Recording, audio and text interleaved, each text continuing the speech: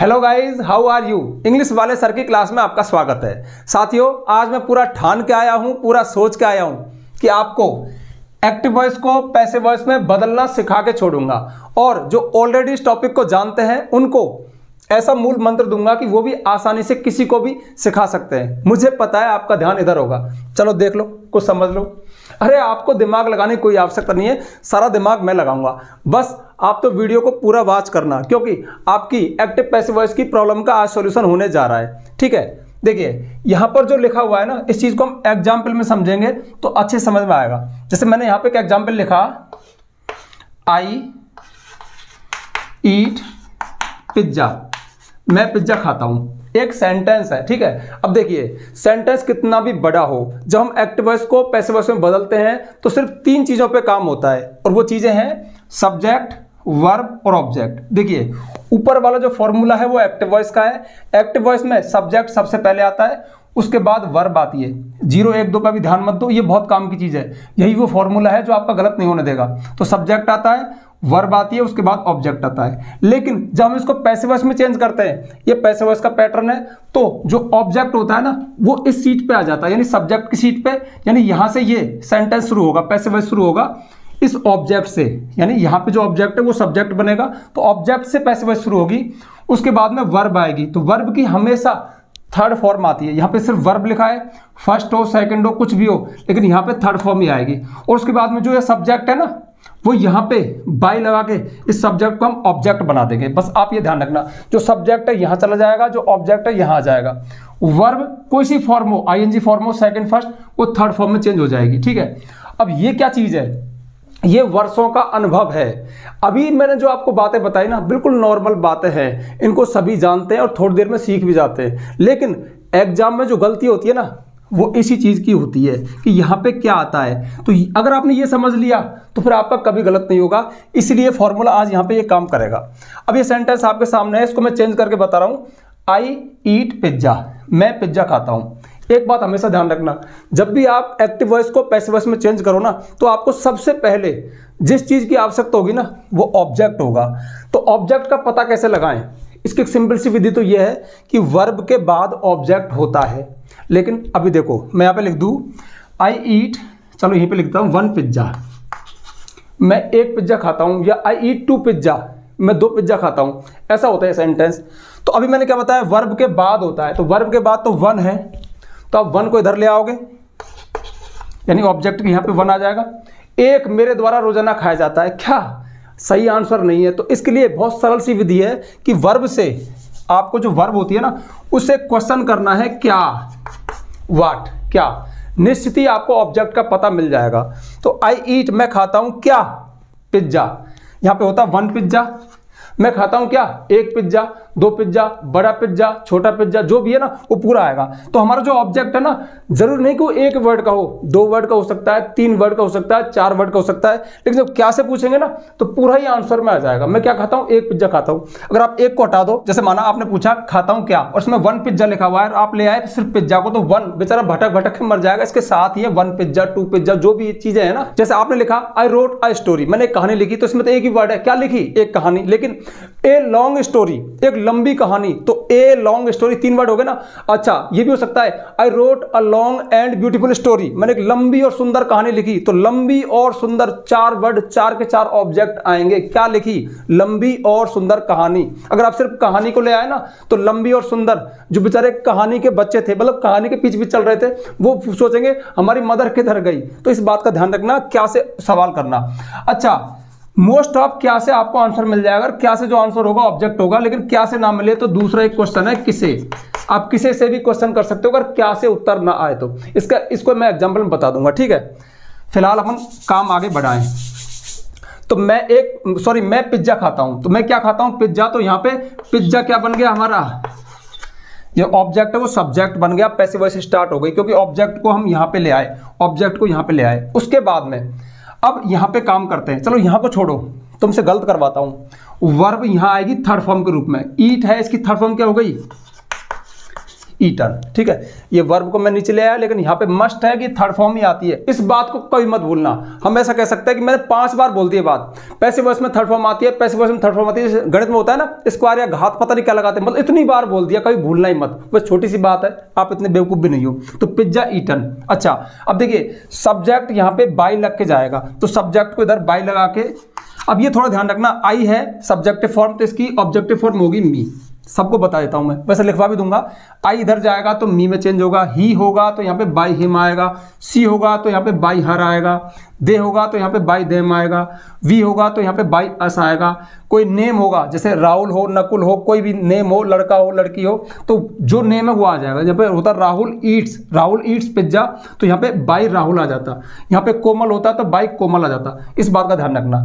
अच्छा, हम क्या देखो, ये 3 जो चीजें है ना जो मैंने आपको बताई कि ऑब्जेक्ट को सब्जेक्ट बना दो, वर्ब की थर्ड फॉर्म आती है, और जो सब्जेक्ट है वो बाई लग के ऑब्जेक्ट के स्थान पे चला जाता है। इतना सब टीचर बताते हैं और लगभग सबके दिमाग में बात चली भी जाती है, लेकिन जो मेन कॉन्सेप्ट है जहां से टीचर आपका आंसर चेक करता है, जो गलत होता है वो ये है कि यहां पर आपको एक हेल्पिंग वर्ब लगानी पड़ेगी। कहने का मतलब है कि अब ये पैसिव वॉइस रॉन्ग है, तो आपको एक बहुत बड़ा मूल मंत्र देने जा रहा हूं, इसको आप नोट कर लेना।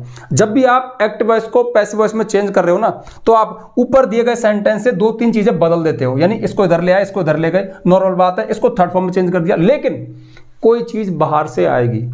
10 बार बोलूं, कोई चीज बाहर से आएगी, कोई चीज बाहर से आएगी। कहने का मतलब है जब तक आप किसी हेल्पिंग वर्ब को बाहर से नहीं ला रहे ना, आपका पैसिव वॉइस सही नहीं हो रहा है। कहने का मतलब है कि इसमें आपको इस टेंस के अनुसार, आई ईट पिज्जा, मैं पिज्जा खाता हूं, प्रेजेंट इंडेफिनिट टेंस है, तो इसमें इसकी पैसिव वॉइस जब आप बनाओगे ना, तो इज हमारे ग्रुप है, उसमें से कोई आएगा। पिज्जा एक ही है तो यहां पे इज लगा दिया, तो pizza is eaten by me, pizza मेरे द्वारा खाया जाता है। अब ये हमारा करेक्ट पैसिव वॉइस हो गया। अब मैं इस फॉर्मूला की बात कर लेता हूं कि ये मैंने क्या लिखा। देखिए, वर्षों का एक्सपीरियंस है, और वर्षों का एक्सपीरियंस ये कहता है कि इतना जो काम किया ना, इसको इधर लाए, इसको इधर ले गए, थर्ड फॉर्म लगा दी, इसको सब सीख जाते हैं, सब कर देते हैं, लेकिन जहां से गलत होता है ना, वो जगह ये है, यानी सही हेल्पिंग वर्ब लाना। तो इसका फॉर्मूला ये है, वर्ब तो होती है, चाहे फर्स्ट फॉर्म हो, सेकंड फॉर्म हो, थर्ड फॉर्म हो, आईएनजी फॉर्म हो, वर्ब तो सेंटेंस में होगी, लेकिन उससे पहले अब ये क्या लिखा हुआ है, ये लिखा हुआ है कि वर्ब से पहले जीरो, मतलब कोई भी हेल्पिंग वर्ब नहीं है, तो यहां पे जीरो के नीचे एक, इसको ऐसे मैच करो, एक, इसका मतलब है ये इसके लिए इंडिकेट है। यहां पे जीरो है तो यहां पे कोई एक आएगा, और यहां पे सिर्फ एक हेल्पिंग वर्ब है, तो यहां पे ये इनकी संख्या 2 हो जाएगी, यानी 2 हेल्पिंग वर्ब हो जाएंगी। तो कहने का मतलब है जब कुछ भी हेल्पिंग वर्ब नहीं थी तो कोई आई, ये 1 2 3 है, ये हेल्पिंग वर्ब के प्रतीक है, ये भी हेल्पिंग वर्ब के प्रतीक है। जीरो मतलब वर्ब से पहले कोई हेल्पिंग वर्ब नहीं। जब वर्ब से पहले कोई हेल्पिंग वर्ब नहीं, तो वर्ब से पहले एक हेल्पिंग वर्ब आएगी, जो हमने यहाँ पे क्या, देखो ये वर्ब है ईट, इससे पहले कोई हेल्पिंग वर्ब नहीं, जीरो मतलब कुछ नहीं था, तो हम यहाँ पे एक हेल्पिंग वर्ब ले आए, इज। अब ये क्या आती है, इसका मैं भी आपको चार्ट बनवा दूंगा कि किस टेंस के अनुसार पैसिव वॉइस में क्या हेल्पिंग वर्ब बाहर से आती है। कुछ ना कुछ बाहर से जरूर आएगा, ध्यान रखना। अगर आप एक्टिव वॉइस को पैसिव वॉइस में चेंज करो ना, और बाहर से एक भी वर्ड नहीं लाए, मतलब हेल्पिंग वर्ब नहीं लाए ना, तो आपका पैसिव वॉइस गलत है। तो देखिए यहाँ पे जीरो मतलब वर्ब से पहले कोई हेल्पिंग वर्ब नहीं, तो यहाँ पे कोई एक आएगी, तो एक क्या आ गई, इज आ गई। ठीक है, अगर वर्ब से पहले सिर्फ एक हेल्पिंग वर्ब है, तो नीचे पैसिव वॉइस में वर्ब से पहले उनकी संख्या 2 हो जाएगी। कहने का मतलब है एक तो ये नीचे आ गई, एक बाहर से कोई और आएगी, मतलब बाहर से तो कोई आ रहा है ना। अगर मैं एक को नीचे एक के नीचे एक रख दूं तो इसका मतलब बाहर से कुछ नहीं आया, लेकिन यहाँ पे 2 लिखा, यहाँ पे एक थी तो यहाँ पे 2 हो गई, मतलब एक तो ये आ गई, एक बाहर से कोई और आई। और जब यहाँ पे 2 हेल्पिंग वर्ब थी ना, तो नीचे इनकी संख्या 3 हो जाएगी। जो 2 है ऑलरेडी वो तो नीचे आएंगी, एक फिर बाहर से आएगी। तो कहने का मतलब है कि ये बढ़ रहा है, जीरो का 1 हो गया, जब जीरो थी तो 1 आई, 1 थी तो 2 आई, 2 हुई, और 2 थी तो 3 हुई। अब ये बात आपको हो सकता है समझ में कम आई हो, लेकिन एग्जाम्पल से समझ में आ जाएगी, और यही पैसिव वॉइस को सही करने का मूल मंत्र है। तो pizza is eaten by me, pizza मेरे द्वारा खाया जाता है। अब देखो मैं इसी सेंटेंस में थोड़ा चेंज कर रहा हूं, मैंने यहाँ पे कर दिया आई एट पिज्जा, इसको मैंने सेकंड फॉर्म कर दिया, मैंने पिज्जा खाया था। अब इसको हमको पैसिव वॉइस में चेंज करना है, तो आसानी से कर देंगे, कोई प्रॉब्लम नहीं है। अभी भी क्या खाया था, पिज्जा खाया था, पिज्जा। उसके बाद में एट, वर्ब की सेकंड फॉर्म है, वर्ब की सेकंड फॉर्म मतलब पास्ट इंडेफिनिट टेंस, तो ये टेंस होता है तो बाहर से। अब देखिए वर्ब से पहले जीरो, वर्ब से पहले जीरो, कोई हेल्पिंग वर्ब नहीं है। जब कोई हेल्पिंग वर्ब नहीं है तो यहाँ पे कोई एक आएगी, और इस टेंस के अनुसार वो एक आएगी वाज वर्ब। पिज्जा एक ही है तो वाज, यहाँ पे होता पिज्जाज, ज़्यादा पिज्जा होते तो यहाँ पे हम वर लगाते। मतलब वाज वर एक ग्रुप है, इज एम आर एक ग्रुप है, इस बात का ध्यान रखना, हैज हैव एक ग्रुप है। ग्रुप के अनुसार, सब्जेक्ट के अनुसार ये चेंज हो सकते हैं। मतलब यहाँ पे वाज भी आ सकता है, वर भी आ सकता है। वर कब आता जब ये प्लूरल होता। तो पिज्जा वाज। अब देखिए यहाँ पे एट है, पहले ईट था, अब एट है, कुछ भी है, लेकिन यहाँ पे तो थर्ड ही आएगी, ईटन। आई उधर जाएगा, बाय मी। तो देखिए एट वर्ब था, वर्ब से पहले जीरो, मतलब कोई हेल्पिंग वर्ब नहीं थी, नीचे आई एक, क्या आई, वाज। ठीक है, अब ये दो ही टेंस ऐसे हैं जिनके लिए यहाँ पे जीरो मुझे लिखना पड़ा, प्रेजेंट इंडेफिनिट और पास्ट इंडेफिनिट। इनके अफर्मेटिव सेंटेंस में कोई भी हेल्पिंग वर्ब नहीं आती है। जब कोई नहीं आती है तो हमें बाहर से कुछ लाना पड़ता है। प्रेजेंट इंडेफिनिट टेंस में इज एम आर लाते हैं, पास्ट इंडेफिनिट में वाज वर लाते हैं। इसका मैं चार्ट आपको लिखवा दूंगा। अब इसी एग्जाम्पल को मैं आगे बढ़ा रहा हूँ एक दो वाली बात पे। देखिए यहाँ पे मैंने लिखा आई एम ईटिंग पिज्जा, मैं पिज्जा खा रहा हूँ। ठीक है, तो मैं क्या खा रहा हूँ, पिज्जा। पिज्जा हमारा ऑब्जेक्ट बना। अब देखिए ईटिंग तो क्या है, वर्ब है, और वर्ब से पहले ये क्या है, हेल्पिंग वर्ब है। इनकी संख्या कितनी है, एक, तो नीचे कितनी हो जाएंगी, दो। अगर आप गलती से ये करो जैसे पिज्जा, अब पिज्जा के लिए एम थोड़ी आएगा, इज एम आर एक ग्रुप है, आपस में बदल जाते हैं, तो यहाँ पे पिज्जा के लिए क्या आएगा, इज आएगा। मतलब ऐसा मत समझना सर ने क्या कर दिया, अरे इज एम आर एक ग्रुप है, सब्जेक्ट चेंज होंगे तो वो आपस में चेंज हो सकते हैं, तो यहाँ पे पिज्जा इज आ गया। अब इसके बाद में आपने गलती से वर्ब की थर्ड फॉर्म, बस ये करते हैं। 20 साल का एक्सपीरियंस बता रहा है कि बच्चे ये गलती करते हैं। वो समझते हैं कि मैंने ऑब्जेक्ट को सब्जेक्ट बना दिया, बहुत बड़ा काम कर दिया। मैंने वर्ब को चेंज कर दिया, एम को यहाँ पे इस पे कर दिया, मैं बहुत जानता हूँ, बहुत बड़ा काम कर दिया। और देखो महान काम, यहाँ पे ईटिंग था, मैंने ईटन कर दिया, थर्ड फॉर्म कर दी, बहुत बड़ा काम कर दिया। अरे कुछ भी नहीं किया। वर्ब से पहले एक, क्या वर्ब से पहले एक, क्या हेल्पिंग वर्ब, और नीचे भी वर्ब से पहले एक, गलत है, क्योंकि जब यहाँ पे एक है तो यहाँ पे दो हो जाएंगी। वर्ब से पहले दो हेल्पिंग वर्ब। अब कोई चीज़ बाहर से आती है, इससे भी इस फॉर्मूला को मारो गोली। तुम तो एक बात ध्यान रखो कि मैंने चेंज तो कर रहा हूँ, कोई चीज़ बाहर से लाया क्या, अरे एम को इसमें चेंज किया, कोई बाहर से नहीं आया। ये तो हेल्पिंग वर्ब चेंज हो जाती है, बाहर से भी कुछ नहीं आया। ईटिंग, ईटन थर्ड फॉर्म कर दिया, ये इसी में से लिया, ये यहीं से गया। ठीक है, बाहर से कोई चीज़ नहीं आई ना, तो आपका पैसिव वॉइस गलत है। तो मतलब जब ये एक है तो ये दो हो जाएंगे। तो अब ऐसी स्थिति में क्या होता है, जब प्रेजेंट कंटिन्यूअस या पास्ट कंटिन्यूअस टेंस की पैसिव वॉइस बनाते हैं तो बाहर से बीइंग आता है। क्या आता है, BEING, बीइंग। ये आपको याद रखना पड़ेगा। इसकी मैं भी टेबल लिखवा दूंगा। तो यहाँ पे आप लगाइए, इन एक को दो कीजिए, और दो कैसे होंगे, pizza is being eaten by me, pizza मेरे द्वारा खाया जा रहा है। मैं पिज्जा खा रहा हूं और पिज्जा मेरे द्वारा खाया जा रहा है। एक्टिव वॉइस बोलता है खाना, पैसिव वॉइस बोलता है खाया जाना। एक्टिव वॉइस बोलता है लिखना, पैसिव वॉइस बोलता है लिखा जाना। ये लहजे की बात है, इसको भी ध्यान रखना। तो यहाँ पे एक का दो हो गया। अब जब ये दो हो तो तीन कैसे होता है, ये भी समझ लो। माना मैंने यहाँ पे किया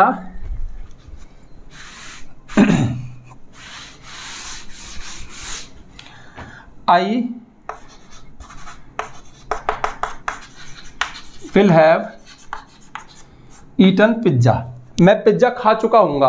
कौन सा है, फ्यूचर परफेक्ट टेंस है। तो फ्यूचर परफेक्ट टेंस में ईटन से पहले एक, दो, कितनी है, दो हेल्पिंग वर्ब है, तो दो की कितनी हो जानी है यहाँ पे, तीन। अगर आप दो कोई लिख दोगे नीचे तो गलत हो जाएगा, मतलब बढ़ेगी, एक बाहर से आएगा। तो यहाँ पे दो है तो तीन होनी है। तो देखो I will have eaten pizza, तो पिज्जा यहाँ पे आ गया। ठीक है, अब पिज्जा के साथ विल हैव। अब जब विल हैव सेल हैव होना तो बीन आता है बाहर से, यानी तीनों परफेक्ट टेंस में बीन लाते हैं। तो पिज्जा विल हैव बीन, और ईटन थर्ड फॉर्म आती है बाय मी, मेरे द्वारा। बस हो गया। तो देखिए यहाँ पे दो थी, वर्ब से पहले दो किसका प्रतीक है, हेल्पिंग वर्ब का। वर्ब से पहले दो हेल्पिंग वर्ब है। अगर आप इन दो को ही लिख देते और यहाँ पे थर्ड फॉर्म लगा देते तो ये गलत हो जाता। मतलब कोई चीज़ बाहर से आई, क्या आया, बीन आया। अब ये दो की जगह कितने हो गए, तीन। तो देखो तीन है, ये दो है और ये तीन है। ईटन ईटन बाय मी, इस तरह से। तो समझ में आया, कुछ नहीं आया। कहने का मतलब है कि सारा जो गड़बड़ है ना वो यहाँ पे होता है, यानी इसके अनुसार आपको यहाँ पे हेल्पिंग वर्ब लानी पड़ती है जो बाहर से आती है। हर टेंस में कुछ ना कुछ बाहर से जरूर आता है। और ध्यान रखना, टीचर भी जब चेक करता है ना तो सबसे मेन चीज़ वो इसको ही चेक करता है, इस स्ट्रक्चर को। यहाँ से ये स्ट्रक्चर आपका सही होना चाहिए कि आपने टेंस के अनुसार सही हेल्पिंग वर्ब रखी है। तो ठीक है, अब मैं आपको वो टेबल लिखवा देता हूँ जिसमें क्या चीज़ बाहर से आएगी, यानी किस टेंस के अनुसार कौन सी हेल्पिंग वर्ब आती है। ठीक है, तो ये है वो टेंस का चार्ट जो आपको दिमाग में रख लेना है, जो आपको याद करना है, जहां से आपकी पैसिव वॉइस गलत होती है। तो देखिए ये मैंने टेंस लिखे हैं, ये टेंस होने पर बाहर से ये चीज आती है, बस ये ध्यान रखना। तो देखिए सबसे पहला प्रेजेंट इंडेफिनिट टेंस। अगर प्रेजेंट इंडेफिनिट टेंस का सेंटेंस हो उसका स्ट्रक्चर क्या होगा, उसमें फर्स्ट फॉर्म आएगी अथवा एस लगा होगा वर्ब में, या फिर हेल्पिंग वर्ब ढूंढे जाएंगे। हेल्पिंग वर्ब कब आएंगी, यदि सेंटेंस नेगेटिव इंट्रोगेटिव होगा। तो आपको बाहर से क्या लाना है, बाहर से आपको इज एम-आर लाना है। और देखो थर्ड फॉर्म आती है, वो मैंने सब में साथ साथ लिखी थी, वो तो कंपलसरी आएगी। तो यानी यदि वर्ब की फर्स्ट फॉर्म हो उसमें एस लगा हो तो आपको इज एम-आर लाना है, यदि हेल्पिंग वर्ब ढूंढे हो तो आपको इज एम-आर लाना है। हाँ यार एक छोटी सी बात है, वो थोड़ा करेक्शन कर देता हूँ। वहां पे मैंने लिखा था ना 0 होगा तो कोई एक आएगी। अब यहाँ पे थोड़ा ध्यान रखना, जैसे समझ लो आप आई प्ले क्रिकेट, मैं क्रिकेट खेलता हूं, इस सेंटेंस में सिर्फ वर्ब है, कोई हेल्पिंग वर्ब नहीं है, तो कोई आएगी। अब प्ले वर्ब की फर्स्ट फॉर्म है, इस टेंस में से है तो इज एम-आर में से कोई आएगी। तो यहाँ पे क्या है, मैं क्या खेलता हूँ क्रिकेट, और बाहर से क्या है इज, मतलब यहाँ पे हेल्पिंग वर्ब 0 है, कुछ नहीं है, तो एक आई क्या इज। वर्ब की हमेशा थर्ड फॉर्म आती है प्लेड क्रिकेट, ठीक है। ये इसका पैसिव वॉइस बन गया, सॉरी अरे यार बाय मी, ठीक है। तो cricket is played by me, cricket मेरे द्वारा खेला जाता है। अब ये करेक्ट है, लेकिन ये सेंटेंस ऐसा होता है नेगेटिव। ये चीज बताना जरूरी है वरना आप बात पकड़ लोगे सर आपने गलत बता दिया। देखो ये सेंटेंस नेगेटिव होता है, आई डू नॉट प्ले क्रिकेट। अब इस सेंटेंस में हेल्पिंग वर्ब दी हुई है क्या, do. Do does helping verb है ना प्रेजेंट इंडेफिनिट की। अब ऐसा मत करना उस रूल के अनुसार कि भाई एक तो है एक और आएगी, यानी एक डू है हेल्पिंग वर्ब, देखो प्ले तो है मेन वर्ब, डू है हेल्पिंग वर्ब। अब आप क्या करोगे, नीचे डू को तो ले आओ जैसे और में ला रहे थे ना, और एक्स्ट्रा में इज एम-आर ले आओ तो गलत हो जाएगा। बस ये डू डज डिड इन तीनों में माफ कर देना उस रूल को। इन तीनों में क्या होगा, डू डज डिड तीनों रिप्लेस हो जाएंगी, हट जाएंगी, इनके स्थान पे इज एम-आर ही आएगी। यानी यहाँ पर ऊपर एक है नीचे भी एक ही रहेगा, इस बात का ध्यान रखना। जैसे इसको चेंज करते हैं, क्रिकेट है ना, क्रिकेट के बाद अब यहाँ पे इस डू के स्थान पे इज लगाओ। ऐसा मत करना डू इज कहीं दो, भाई ऊपर एक है नीचे दो होंगी, बस डू डज डिड में ये चीज माफ कर देना कि यहाँ पर ये तीनों हटेंगी, इनके स्थान पे इज एम-आर, डू डज के स्थान पे इज एम-आर आएगी और डिड के स्थान पे वाज वर आएगी, बस ये ध्यान रखना। तो यहाँ पे डू को हटा दो, इज लगा दो, do not sorry cricket is not played by me, इस तरह से।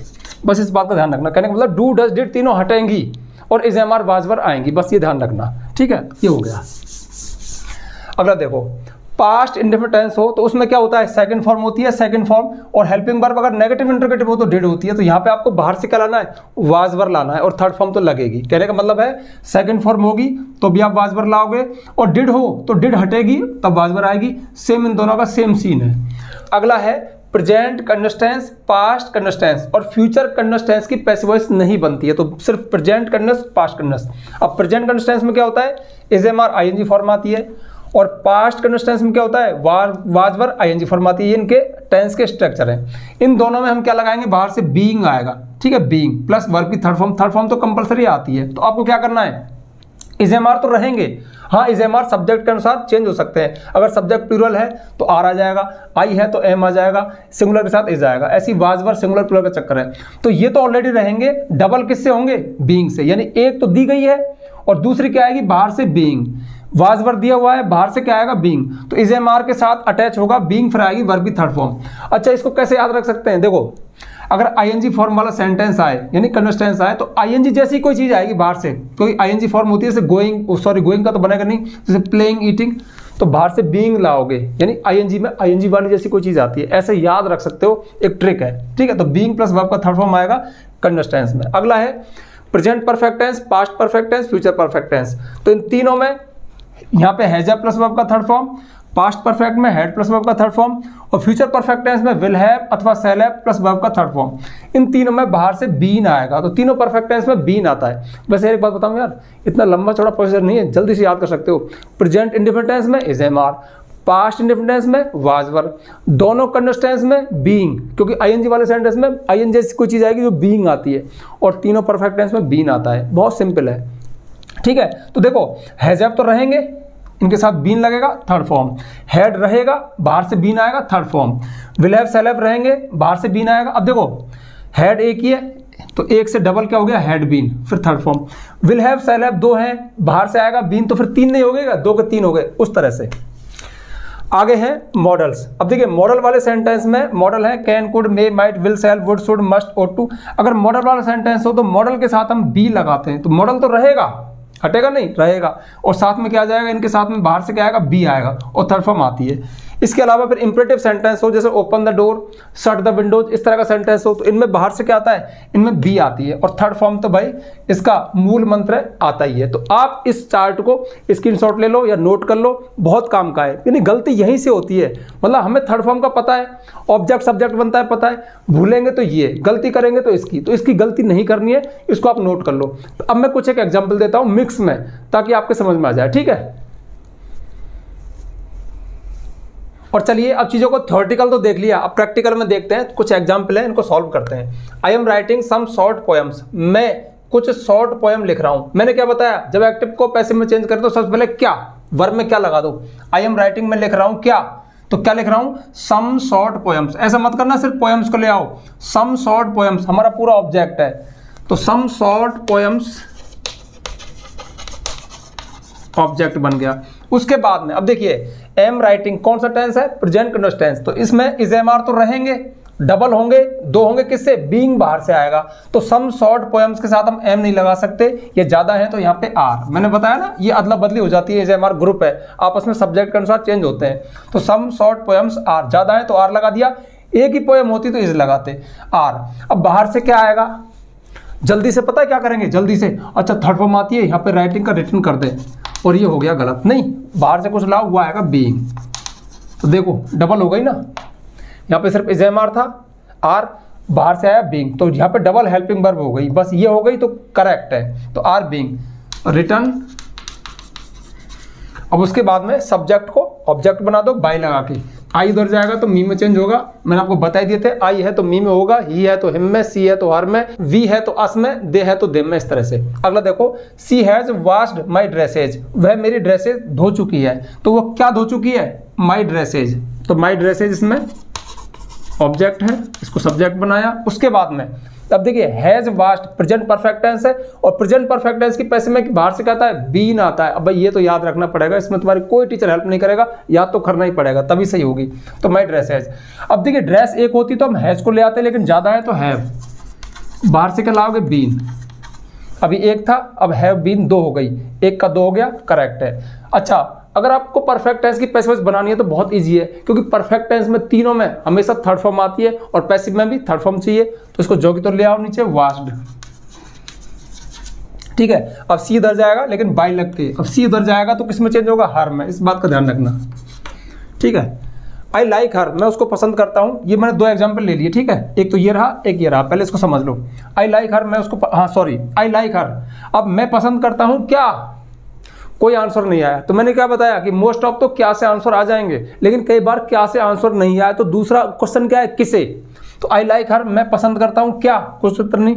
आई लाइक, मैं पसंद करता हूं किसे, हर उसे, तो इसमें हर ऑब्जेक्ट है। हाँ एक बात का ध्यान रखना, देखो क्या से पूछने पर जो उत्तर आएगा वो कोई चीज होगी, जैसे मिल्क होगा, जैसे एप्पल होगा, जैसे ड्रेस होगा, पोएम होगी, क्वेश्चन होगा, इस तरह की चीजें।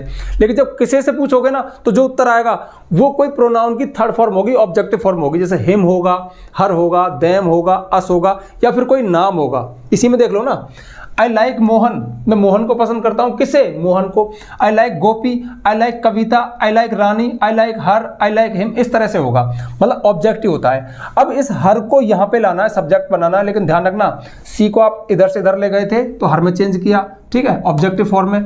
तो ऑब्जेक्टिव फॉर्म को जब सब्जेक्टिव फॉर्म बनाओगे तो हर नहीं क्या आएगा, सी आएगा, तो यहाँ पे क्या आएगा, सी। सपोज करो यहाँ पे हिम होता तो यहाँ पे क्या आता, ही आता, यहाँ पे मी होता तो यहाँ पे क्या आता, आई आता, इस बात का भी ध्यान रखना। तो सी। अब आई लाइक हर, अब देखो इसमें सिर्फ वर्ब है, वर्ब से पहले जीरो, मतलब कोई हेल्पिंग वर्ब नहीं है, तो प्रेजेंट इंडेफिनिट टेंस है, इसमें इज एम आर आता है, तो सी के साथ क्या आएगा, इज आएगा, क्योंकि सी सिंगुलर है, तो सी इज। वर्ब की थर्ड फॉर्म लाइक्ड, तो सी इज लाइक्ड बाय मी, बस हो गया। अगला example, I do not like him, मैं उसे पसंद नहीं करता, तो आई डू नॉट लाइक, मैं पसंद नहीं करता किसे, हिम उसे, इसमें क्या में उत्तर नहीं आ रहा, किसे में आ रहा है, हिम। अब हिम इधर आएगा तो किस में चेंज होगा, चलो ये तो यहाँ हो गया, हिम तो ही में। अब देखिए बस यहाँ पे वो मैंने आपको बताया था ना, थोड़ा कंफ्यूजन है। कहने का मतलब है डू है तो डू हटेगा, डज भी हटेगा, डिड भी हटेगा, ये 3 हेल्पिंग वर्ब हट जाती हैं। लेकिन is am are, was were, has have वो जो कि त्यों, हाँ सब्जेक्ट के अनुसार चेंज होकर आएंगी, उनके साथ बाहर से कुछ और आएगा। लेकिन डू, डज, डिड ये तीनों हट जाती हैं इनके स्थान पर टेंस के अनुसार। अब डू डज है तो कौन सा टेंस है? प्रेजेंट इंडेफिनिट टेंस है, क्या आएगा? इज एम आर आएगा। तो यहाँ पे सिर्फ इज लगाओ, इस डू को हटा दो, तो ही इज नॉट लाइक्ड।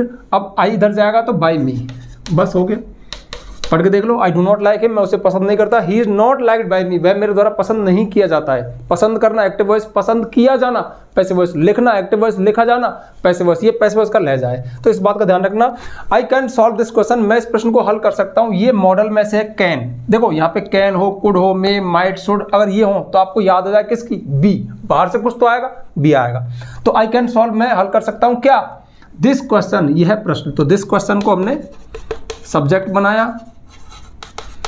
अब देखिए मॉडल जैसे हैं वैसे वैसे रहेंगे, कैन, और कैन के साथ बाहर से आया बी, कैन बी। उसके बाद थर्ड फॉर्म सॉल्व्ड, ठीक है। यहाँ पे एक था, डबल हो गया ना, एक तो कैन हो गया, बी हो गया, डबल हो गया ना। तो this question can be solved by और मी। अब बहुत से स्टूडेंट ये सोच रहे होंगे सर आपने future perfect, sorry future indefinite का नहीं बताया। अरे फ्यूचर इंडेफिनिट में विल सेल होते हैं और विल सेल हमारे मॉडल्स में भी काउंट होते हैं, तो विल सेल के साथ बी आता है, इसलिए मैंने वहाँ पे नहीं लिखा। मतलब विल सेल के साथ बी आएगा, मॉडल में काउंट हो जाते हैं ये। आगे देखो, ओपन द डोर, दरवाजा खोलो, ये कैसा है? इंपरेटिव सेंटेंस है। इंपरेटिव सेंटेंस की पैसिव वॉइस लेट से शुरू होती है, लेट। लेट के बाद में खोलो। देखो ओपन द डोर, खोलो क्या? दरवाजा। तो द डोर इसमें ऑब्जेक्ट है, इसको ले आओ, लेट द डोर।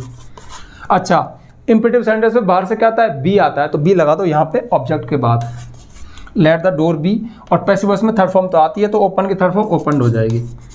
तो भैया इस तरह से आपका ये एक्टिव वॉइस को पैसिव वॉइस में बदलने का काम पूरा हुआ। मतलब थोड़ी ट्रिक भी बताई, थोड़ी मेहनत भी कर ली, थोड़ा कॉन्सेप्ट क्लियर हो गया। हालांकि आपको एक सच बात बताऊं, यहाँ पर मैंने बिल्कुल इजी वे में आपको पढ़ाया है, लेकिन कभी किसी वीडियो में आपको पैसिव वॉइस का बिल्कुल रूट, यानी ये कॉन्सेप्ट क्या है, हम पैसिव वॉइस क्यों बोलते हैं, पैसिव वॉइस टॉपिक क्यों बना, तो मैं अक्सर कहता हूं कि बेवजह तो कोई टॉपिक चल नहीं रहा, हर टॉपिक के पीछे कुछ लॉजिक है, यानी उसका यूज है, हम इसको रोजमर्रा में बोलते हैं, तो प्रत्येक टॉपिक का कोई ना कोई यूज होता है। तो उस वीडियो में जो बनाऊंगा ना कॉन्सेप्ट वाइज, बहुत मजा आएगा, कभी वेट करना। यहाँ पर तो सिर्फ आपके स्टूडेंट्स के लिए, एग्जाम के लिए थोड़ी ट्रिक के साथ कि भाई ऐसे ऐसे ही एक का डबल हो गया, थर्ड फॉर्म आती है, मतलब कॉन्सेप्ट आपका क्लियर हो गया। सॉरी कॉन्सेप्ट नहीं, बदलना क्लियर हो गया। कॉन्सेप्ट तो बहुत बड़ी चीज है, कॉन्सेप्ट की गहराई में जाओगे ना तो पढ़ने में मजा ही आ जाएगा। हाँ, एक खास जानकारी हो रहा है, देखिए यहाँ पर यूट्यूब पर तो आपको वीडियो सीक्वेंस में नहीं मिलती, कभी ये टॉपिक आ गया कभी आ गया, लेकिन यदि आप चाहते हो कि आपको पूरी ग्रामर सीक्वेंस में मिल जाए, मेरे द्वारा पढ़ाई गई सीक्वेंस में, डिटेल में, बेसिक टू एडवांस, तो वो व्यवस्था भी है।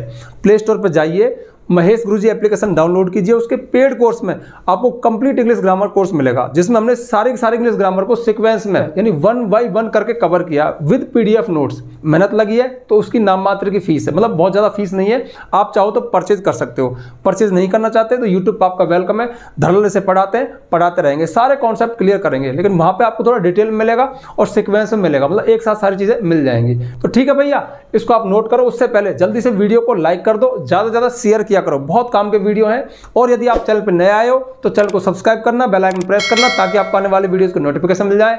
आज के लिए बस इतना ही, मिलते हैं नेक्स्ट वीडियो में नेक्स्ट टॉपिक के साथ, तब तक के लिए बाय। आप चाहो तो इनको नोट कर लो।